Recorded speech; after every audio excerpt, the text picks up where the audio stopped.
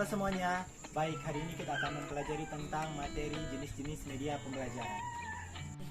Namun sebelum itu, perkenalkan, nama saya Soswasta dengan NIM 201052666, mata kuliah media pembelajaran kelas 5E. Halo semuanya, baik, kita masuk dalam materi pertama. Jadi sebelum masuk pada jenis-jenis media pembelajaran, kita masuk dulu pada pengertian media pembelajaran. Apa sih itu media pembelajaran?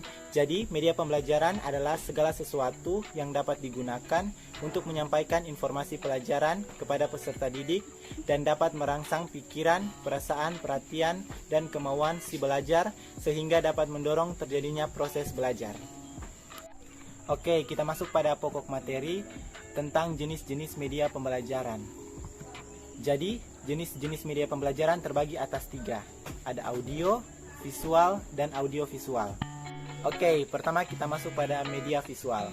Jadi, media visual adalah suatu alat atau sumber belajar yang di dalamnya berisikan pesan, informasi, khususnya materi pelajaran yang disajikan semenarik mungkin dan sekreatif mungkin. Diterapkan dengan menggunakan penglihatan. Jadi, media visual ini tidak dapat digunakan untuk umum. Lebih tepatnya, media ini tidak dapat digunakan oleh para tunanetra, karena media ini hanya dapat digunakan dengan indera penglihatan saja. Jadi, media visual ada kelebihan dan kekurangannya tersendiri. Pertama, kita masuk pada kelebihan.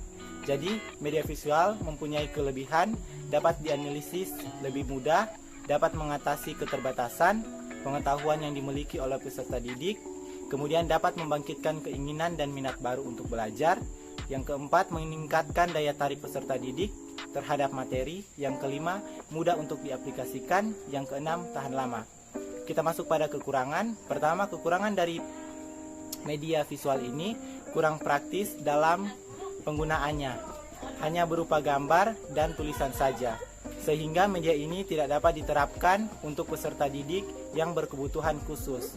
Salah satunya adalah tunanetra. Kemudian, biaya produksinya sangat mahal.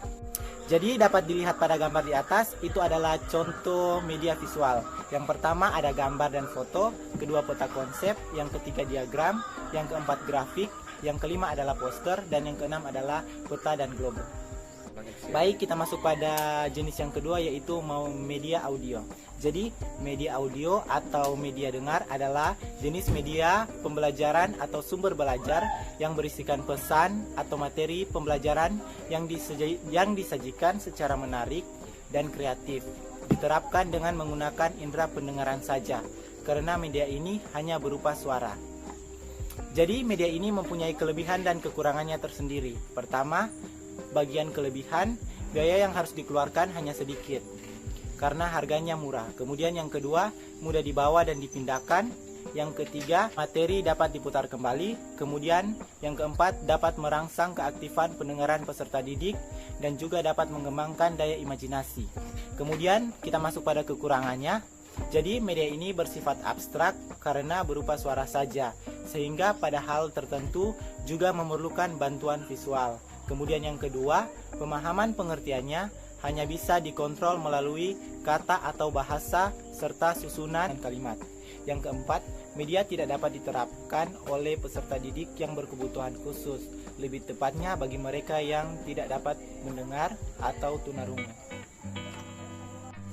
Jadi kita lihat pada gambar di atas contoh media audio. Pertama ada laboratorium bahasa, kemudian yang kedua ada radio, yang ketiga adalah alat perekam pita magnetik. Selanjutnya kita masuk pada jenis media yang terakhir, yaitu media audiovisual. Jadi media audiovisual adalah jenis media pembelajaran atau sumber belajar yang berisikan pesan atau materi pembelajaran yang dibuat secara semenarik mungkin dan sekreatif dengan menggunakan indera pendengaran dan penglihatan. Media ini berupa suara dan gambar.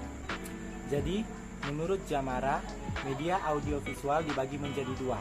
Yang pertama adalah visual murni, yaitu baik unsur suara maupun unsur gambar berasal dari satu sumber seperti televisi, video kaset, dan film bersuara. Kemudian yang kedua, audiovisual tidak murni, yaitu suara yang tersusun asal unsur gambarnya berasal dari sumber yang berbeda seperti bingkai suara. Jadi Kelebihan dan kekurangan media audiovisual adalah yang pertama, bagian kelebihan. Pemakaiannya tidak terikat oleh waktu. Kemudian yang kedua, sangat praktis dan menarik. Yang ketiga, harganya relatif tidak mahal karena bisa digunakan kembali. Yang keempat, menghemat waktu dan video atau film yang diputar kembali. Dan kekurangannya yang pertama, jika memutarkan film terlalu cepat, siswa tidak dapat mengikuti. Kemudian yang kedua, untuk media film, bingkai suara harus memerlukan ruang yang gelap. Yang ketiga, untuk media televisi tidak bisa dibawa kemana-mana. Yang keempat atau yang terakhir, pembuatan media ini cenderung lebih rumit. Contoh dari media audiovisual pada gambar di atas, pertama ada televisi, kemudian yang kedua ada video kaset, yang ketiga film bersuara, dan yang keempat adalah film bingkai suara. Jadi demikianlah video tentang jenis-jenis media pembelajaran pada hari ini. Semoga bisa bermanfaat untuk teman-teman. Terima kasih.